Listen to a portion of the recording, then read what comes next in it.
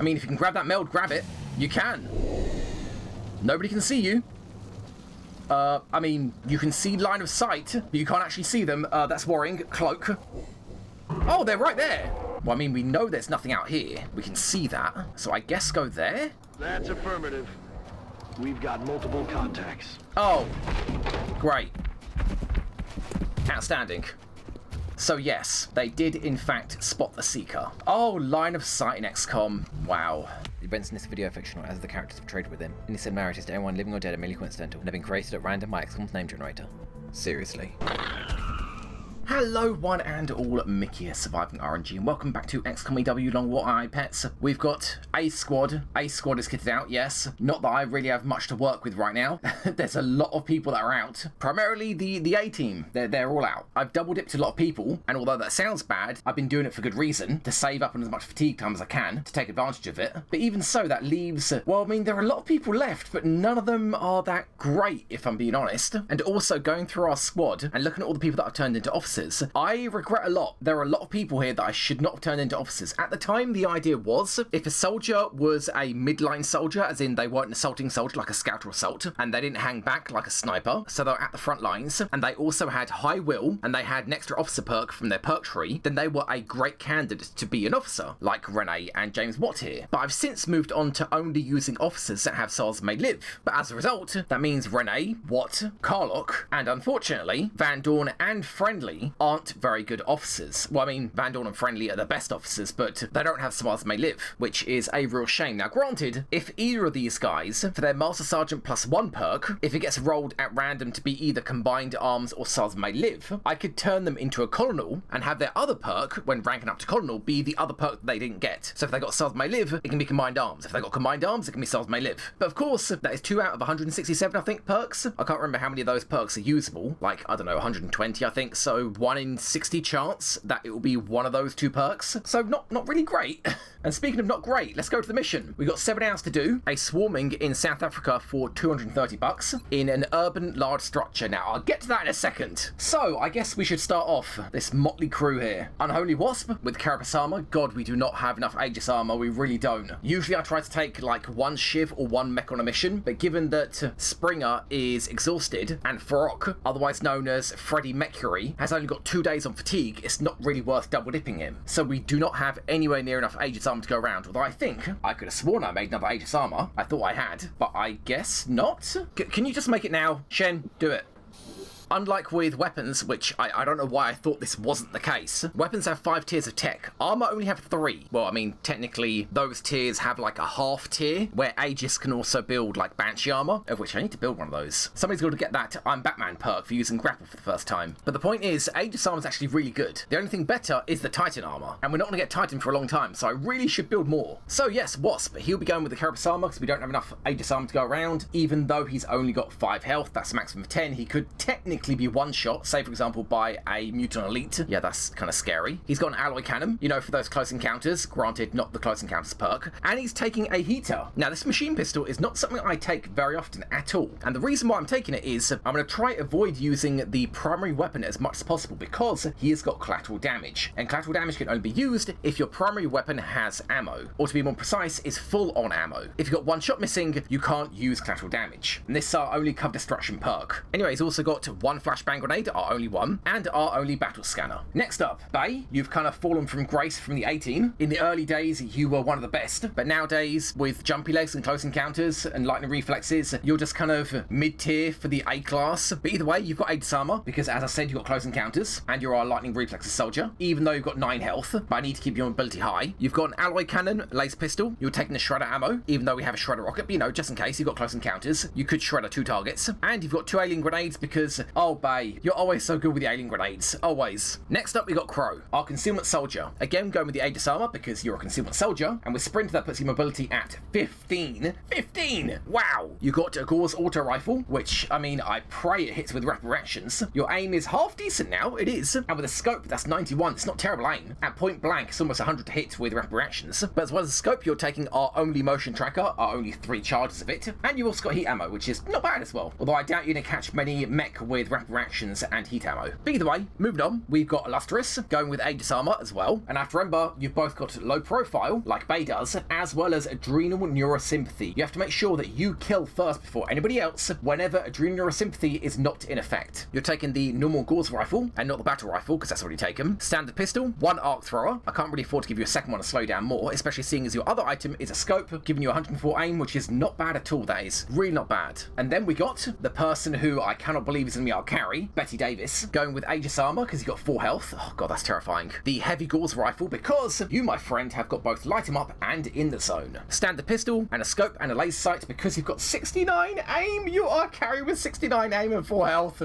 Oh my god. Now don't get me wrong, you can absolutely be A-team. It's definitely in your blood. Light him up in the zone, close encounters and rapid reactions. You are definitely A-team material. You just need to get there. You need a couple of pips of health and a fair bit more aim, and then you'll be set. Next we got our disabling shot soldier going with Carapace armor because you got 8 health, not bad. But because you got disabling shot, you kind of have to use the laser strike rifle. Those disabling shots need to hit. You've also got a sawn-off shotgun because you've got close encounters, a scope for disabling shot, and a medkit because you've got savior. 3 of 4 total medkits we're bringing on this mission because Wasp, of course, is a medic, so he gets a free medkit. And then we have got Vincent going with Carapace armor, even though he's got 6 health. That extended range on that marksman rifle is going to have to keep you out of danger. You're taking the heavy rocket launcher, a scope, and a shredder rocket because, of course, you're a rocket sniper, and you've got heat ammo, although I don't know if that applies to both the gun and the rocket. I've yet to find out. But lastly, that leaves us with Crimson. Oh, Crimson, buddy, this mission is not for you, but you have been asking non-stop to go on a mission, and you're finally ready. You're out of the VR training. You're a corporal. You got 78 aim, which for a sniper isn't terrible. I think I mentioned a couple episodes ago 78 aim for a sniper is terrible. Yeah, at Master Sergeant maybe, but a corporal is not bad, especially seeing as you got Lone Wolf already. Unfortunately, as I mentioned, you've also got smoke and mirrors, and as a chem soldier, which is what you are, you need to be with the squad to throw chem grenades, but if you're with the squad, you're not going to get Lone Wolf. Although granted, you also get run and gun, so you know, I can keep you with the squad, and if I don't want to use a grenade, I can run and gun you back, because you've got an actual proper Gauze long rifle, not the marksman rifle, because you've got run and gun, so you might as well use a proper sniper rifle, even though that's going to impair your mobility. It has more crit chance, and it has heat ammo, hence why you're bringing the Aegis armor to make up for both your health, and the reduced mobility from a sniper rifle and not a marksman rifle, and of course a laser pistol. But if we can get you to Sergeant, buddy, if we can get you to Sergeant, you'll have Bombard, and at least then you can stay within kind of extended range area and throw grenades. And on top of that, you get Packmaster after that. Oh man, 6 chem grenades, oh beautiful. And then after that, it doesn't really matter. But still, why is this not a good squad? Well, this is an urban large structure, and I believe it can be, I don't know, 8, 9, 10 different maps. Some of them really good, like the bar and the liquor store. They've got decent rooftops you can hide on. Others, not so much, like the police station. That police station has terrible line of sight. You can't really get into cover and open a door without triggering like 2 pods, and then you're going to get flanked because it's terrible cover. Or even worse, it's going to be the train station, which is essentially a roadway, a long open map. Or worse still, the rooftop. An open map that's very small. That's the equivalent of a roadway that's close quarters. Now, as for the pet, right, we only have one candidate, and that is Burt Reynolds, Seeker Code Talker. Now, as we've talked about in the past, because Seekers are so bad, at least when they're nerfed to actually be not overpowered, then they're bad. The rules are they can cloak as much as they want, but if they're cloaking for one enemy turn where they can see an enemy that no other squad member can see, that ticks down 1 on their total fuel, with the maximum being 3. So basically, if they're the only unit that can see an enemy, that consumes 1 of their 3 fuel. And also, we can't shoot a target with, say, a sniper rifle if the Seeker Code Talker is the only unit that can see the target. That, I think, is the best way to make a Seeker useful without being overpowered. And then the mod shot perks. Yes, another reason why I don't feel great about the squad. Betty Davis, as I said, might potentially be our carry, with both light him up and in the zone. Burt Reynolds, nothing. Crimson, nothing. Illustrious, bog standard light him up. Russell Crowe, rapid reactions, which I don't really count passive multi-shot perks as multi-shot perks, especially seeing as he's our concealment soldier. Unholy Wasp, nothing. Vincent, double tap, even though he's our rocketeer. And Bay, close encounters. Oh right, technically Reynolds does have multi-shot perk in the form of close encounters with his sawn-off shotgun, which does that count? Would you include that? I mean, I suppose if we get like a berserker, it would definitely count for something. And lastly, that list. Lightning reflexes on both Reynolds and Bay. Motion tracker, just 3 on Crow. Disabling shot on Reynolds. Cover destruction with collateral damage on Wasp, although we've got a rocket and Bay's grenades, not that they ever count for anything. 4 medkits, 1 on Wasp, 3 on Reynolds, 1 lone battle scanner on Wasp, concealment on Crow, shredder on Bay and a shredder rocket on Vincent, 4 chem grenades on Crimson, suppression on Crow, holo targeting on Bay, 3 arc throwers on Illustrious, and in the zone on Davis. I mean, we've got everything on the list covered. You'd think this is a good squad, but we'll see.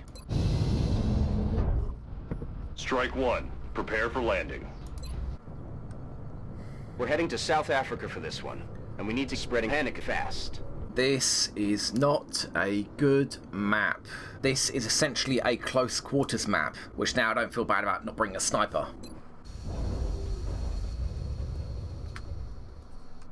Central, XCOM Oh, position God. to the abduction site. Strike one is awaiting drop clearance. Copy that, big people.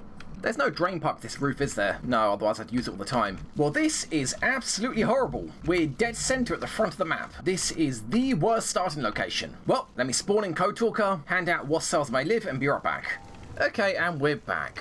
God, I feel bad about this mission. You do too, don't you, buddy? Yeah, I can see. You definitely feel bad about this mission too, Mr. Flayed Man. So, enemy types, everyone, including Exalt, of course, at this point. Let's just always say everyone. Enemy numbers, I'm gonna say let's hold off on that and wait to see what the first pod is. If the first pod is 5, then I'd say there's only 4. If the first pod is 4, then I'd say there are 5. Meld, I mean, doesn't matter. Are we gonna try get meld? We're not coming down this way, that's for sure, not with windows on this side. Yeah, I don't see any meld. Might be inside the police station, maybe. Yeah, I don't see any. As I said, it's not priority. And then, who's got low profile and adrenal neurosympathy? Well, we know Illustrious has adrenal neurosympathy, as you can see, as well as low profile, and Bay's got low profile, and that is it. So I guess we begin. I do not feel good about this at all. Not to mention, we've got a lot of people with low mobility, like Illustrious, I think, and we cannot make it over to this side, this corner, where I usually try to fight from, and also be able to make it back to the extraction. So what I might do is just edge over here and be completely out of cover. God, that's gonna be terrible. Our options are move up to cover and possibly trigger, or move kind of down the street, get in a better position to go from this side, potentially trigger in the alleyway, and be out of cover. Oh, I don't know. I mean, Crow, you could go to there, but then, if there's a pod in that alleyway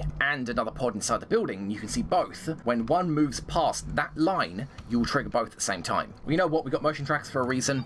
Great. What are we dealing with? They look like pods of 4. Yeah, they look like pods of 4. So, with Crow, you right in the middle, that pod is over here somewhere. Yeah, behind this wall. Or hell, even here-ish, which isn't great. But we don't see anybody over here. I mean, if we can make it to here, I don't really know what we can do. Yeah, I don't know what we can do if we do make it to there. Oh god, Wasp, your movement. Wow. Okay, well, Code Talker, Cloak. Fly, at least a little bit. And you can move pretty fast, not bad. Go fly over there. Okay, no contact's right, for now. Now, I say that, next turn there could be a pod like here, or a pod bust through the door. These move forwards at the same time, and then we're just boned. I mean, our only other choice is to stay around this area and have a straight-up fight, which we don't have a squad for a straight-up fight. Well, what do we do if you trigger Crow? Well, I mean, we know there's nothing over there, right now. Right now, we know that. Crow, you could go here, because at least then, if something triggers this side, you won't trigger them. And not to mention, next turn, if things are that bad, you can run back. You know, unless they're floaters and they go into Overwatch immediately. But I mean, you might as well go there if you can do that. Or screw it, just go into that corner. Good copy, moving on target. Okay, good. Now the question is, do we just blue move across, or do we sprint as far as we can? I want to get out of line of sight of this doorway, but unfortunately that cuts off our retreat, if we do choose to. So I would say move back and over. Let's try to avoid contact for as long as possible. Oh god, Vincent, your mobility, wow. Move back. Okay, this is horrible. It's absolutely horrible. This is so bad. If we started here, I'd still feel bad, but at least we'd be in a safe position. Although granted, how it always goes with every terror mission on this map, we take this corner, we trigger here, we then potentially come around here, and then we trigger over here. But even so, there's a lot more cover to work with here. But for now, everybody Overwatch, yes, that includes you, Crimson, with your Gauze long rifle. Your primary method of attack is going to be the chem grenades. How far can you throw them? Not really that far. Unless they charge out here, it's not really going to happen. Well, here we go. Let's try out the trigger. If absolutely necessary, we can leave. Mutons. Yeah, definitely mutons. And meld is... Hey, again, could you tell me where the meld is? You know what, it's fine. Don't worry about it. I wasn't going to get meld anyway. And then Crow, what do? You can potentially sprint over to here. Hopefully, that full cover counts as concealment. Hopefully. And then you'll see what's down here. Well, you know what? We have a Seeker for a reason. Let's see what is down there. And if you spot anybody and we don't want to use up the Seeker cloak, we can just move back. Nothing. Good. That's actually really good. Then let's just keep moving over. And you two... Already just illustrious, isn't it? Yeah, you don't move fast at all. I mean, if you go there, you're more likely to reveal. If you go there, you can't get into cover. If I want you to be in cover at that car, you have to go here. We'll do it then. And then where they like to come out from. This door or this door? You know what, Crow? Go here. Yeah, go there. Got it. That way you got a better angle here for anybody coming out these doors, and you're also close to that door to get good rapid reaction shots on them. Okay, now everybody except for the Seeker, Overwatch. Although, yes, fine. Everybody except for the Seeker, Overwatch. Thin Men. Thin Men and Mutons. We haven't had Thin Men in a while. Okay, now we can start moving up. Code Talker? Nothing. Good, good, good, good. Let's finally get into position. And Overwatch except for Code Talker. Was that a sectoid? And yeah, the melds are over that way. We are not going to get either of them. Code Talker, let's put you to good use. Have a look inside here. Okay, we got pods 4. Thin Men. Okay, well, as I mentioned with the rules of the Seeker, you can't remain in line of sight of them, but I'll move you after we've moved everybody else. Crow, you're actually good there, to be honest. We can now see this alleyway. Everybody else move up. I'm on it. Pistols, Code Talker, fly over the roof. You can't see them anymore, even though I don't know what it is with that. I still don't understand the line of sight in XCOM. What gives you vision of them after you've seen them? Sometimes you can see their outlines, sometimes you can see where their line of sight is, and other times you can't see either. Oh well. Code Talker? Oh, there's a meld. Could you grab that meld? Can aliens grab meld? Yeah, aliens can grab meld. They can't rescue civilians, but yeah, they can grab meld. So you know what you can do? I mean, it depends if anybody's going to see you. Go out here. Incredibly, they don't see you yet. Drop down to ground level. They still can't see you. You kidding? Seriously? Okay. I mean, if you can grab that meld, grab it. You can. Nobody can see you. I mean, you can see line of sight, but you can't actually see them. That's worrying. Cloak. And remember, as he can't see them, this won't count against his fuel. Yeah, there are mutons in here. There absolutely are. Oh, they're right there. We have got normal mutons. Okay. Pod of mutons, a pod of Thin Men. And they are pods of 4. So I would say 5 pods of 4, maybe? Okay, let's move up to this door. In fact, we could actually even get in, although high ground, Thin Men, yeah, good point. Well, I mean, we know there's nothing out here. We can see that. So I guess go there? That's affirmative. We've got multiple contacts. Oh, great. Outstanding. So yes, What was that? they did in fact spot the Seeker. Oh, line of sight in XCOM. Wow, outstanding. And they are very, very far away. That absolutely sucks. That really, really sucks. Bay, I don't really know where to put you, although that's not a bad place to be honest. But then again, where would you go being up there? I guess if you're here, you could drop down the left side, maybe close encounters, and the right side. Yeah, go do that. Although, yeah, we flew up there. Yeah, we were over there last turn. Get up there. That won't reveal, right? I mean, you didn't see anything run to that door, so yeah, go do that. Good. Then run there. Low profile. And then, this is indestructible cover, as is that. And Crimson, your lone wolf would be nice, but your chem grenades would be better. Vincent, run round here. Stepping off. I don't think they're going to be in range yet. Reynolds up. Wasp, you can have line of sight inside the room. I think you might, to be honest. Stepping out to the left, you might see if those Thin Men approach, which doesn't exactly put you in a good position. Just go back here. Illustrious and Crimson for your chem grenades. That's affirmative. How far can you throw them? Not very far at all. You are at least on the outside edge. You can move up. Not that I want you to. And then who is going to Overwatch? Not really anybody. Except for Crow. Yeah, Crow, you can Overwatch. But you guys need to hunker. And that includes Illustrious. Yeah, full cover against mutons. I mean, if they moved up to here, they might be able to get into range to see you. And if they can't, you're not going to get an Overwatch shot anyway. Yeah, just hunker. Crow, Overwatch. Got it covered. Everybody else hunker. Alright, Seeker. Fly away. Okay, Seeker, tell me what you can see. There should do it. Okay, so Thin Men are not moving at all. They are a stationary pod. And we've got 2 mutons this side, the other 2 probably go in this side. And you're not going to make it in one turn to reveal Crow. So Crow, you're still good to Overwatch there. And that meld is out of the question. Not making the same mistake. Seeker, that is really weird pathing. Really, really weird. Go there. Bay, could you even drop down to close encounters at Muton without those Thin Men seeing you? I don't think so. But then again, what else are we going to do? With those Thin Men being here, they might have a line of sight over this banister to that cover, which means our only option is to run left with Crow when he gets revealed. And maybe try catch the Muton over here with Bay. I mean, we've got the firepower to deal with them on this side, although all of this cover is basically indestructible, except for that cover. Wasp, move up. Bay, I mean, as I said, we've got enough firepower this side to deal with 2 mutons. It's this side that's going to be the problem. And they shouldn't have line of sight view over here, so go there. And everybody hunker. Except for Crow. You can overwatch. Affirmative. Hurry up. Oh, I should have overwatched with Bay, yeah. What's that sound? Yeah, it sounds like sectoids. Hello. Oh, come on! Missed. What was that chance to hit?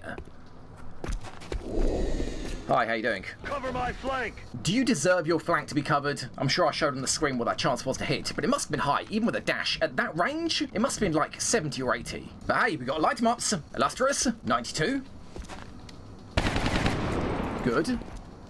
And Davis, you got in the zone and you need the experience. Oh god, 69. Wow. Well, I mean, you have light 'em up. If the shot misses, you can shoot again. Missed. Yeah. Don't miss this time, for the love of God. There you go. Thank you. Got him. Okay. God, you need the aim. You need the aim so bad. Will this mission at least get you +1 from SARS May Live? Now the question is, 3 mutons left, where are they coming from? Yeah, I know that meld's gonna break. Go down here. Ah, okay. This place is no longer safe. In fact, they might be able to flank that. Although if they keep moving up, that'd be some good close encounters for Bay. Hopefully be able to drop down without the thin men seeing him, which is, I mean, they're definitely in range. The question is, will they see him dropping down here when that wall's there? I doubt they'll see him on this side. Yeah, that doesn't really fill me with confidence. Well, Crow, no one can see you, so you're good to move out here. Go do that. On my way. And then, they're not going to be able to flank over here, at least not this turn, but they might be able to flank here. I don't think they will actually. I don't think they'll have the line of sight, because there's full cover in the way, and they can't step out from here. And he will not have the mobility to run all the way around here to that full cover, unless they're smart and he blood buffs first, or blood calls. You know what? Move back. Roger that. And Davis, right, you shot. You guys use light 'em up, so you don't actually have much choice. If you move to here, the muton coming this way could flank you. If you stay there, the muton going here could flank you. I was actually going to say, I'd be tempted to put Code Talker there to guarantee the muton can't step out, which I'm pretty sure he can't. He really shouldn't be able to. Even if he could, there is full cover there. So, fly back. And everybody hunker. Well, except for Crow, you can reload. Let's do this. Everybody else hunker. Oh my god. And Bay, I mean, if they spot you up here, you're probably dead. But just in case, who knows, the thin man might run up here. Overwatch. No vision. Oh, right, we're hungry. We're not going to see anyway. That is thin man movement. Maybe the weapons fire alerted them. Why are you out of cover? Buddy, buddy, come on. Is that really a good idea? Wow, okay. I will absolutely take a dead muton. Question is, where are those thin men? Fly out here. Okay, the thin men are moving, kind of. Split pod, down here and there. Okay. That meld is gonna pop, if not this turn, the next turn. You're on Overwatch. The question is, Bay, you can drop down there, and you'd have line of sight of him. Yeah, it's perfect. And you've got lightning reflexes in case the other guy's on Overwatch, and you won't trigger his Overwatch because you're gonna go there, and he's not in cover. You definitely have line of sight, yes? Yes, you do, okay. There's no broken walls over here, so the thin men aren't gonna see. Go there.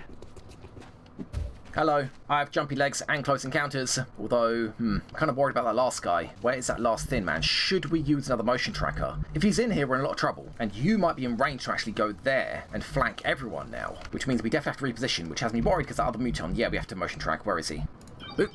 Oh, wow. Oh, wow, okay. So, muton here, muton there, and then how much? This pod of 4? No, they are way too split up. I mean, it might be. No, this pod of 4, these thin men, it looks like 1, 2, 3, 4, which means there's actually a pod closer. Is there really a pod here? You're kidding. You know, I'm actually tempted to burn one of Code Talker's cloak charges for this, because this is way too dangerous. Fly down here, stay with line of sight, burn a cloak charge.